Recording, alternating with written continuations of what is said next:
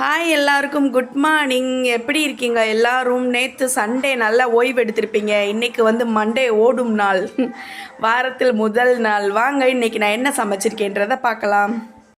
இன்றைக்கி எங்கள் வீட்டில் என்ன லஞ்ச்னா, தயிர் சாதம், தயிர் பால் ஊற்றி கொல்லன்னு கொத்தமல்லி எல்லாம் போட்டு தாளித்து போட்டு தயிர் சாதம்.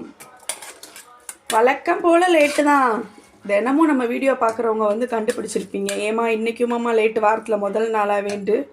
ஆமாம், வாரத்தில் முதல் நாளாகவே லேட்டு தான். இந்த தூக்கத்துக்கும் எனக்கும் அவ்வளோ ஒற்றுமை இருக்குது.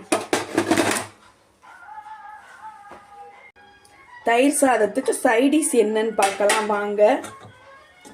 இன்னைக்கு வந்து பார்த்தீங்கன்னா முட்டை வேக வச்சு கட் பண்ணி போட்ட கறி சுக்கா மாதிரி முட்டை சுக்கா, இஞ்சி பூண்டு வெங்காயம் கொத்தமல்லி எல்லாம் போட்டு தாளித்து செஞ்ச முட்டை சுக்கா இன்னைக்கு பாருங்கள். அவ்வளோதான், இதுதான் எங்கள் வீட்டில் லஞ்சுக்கு.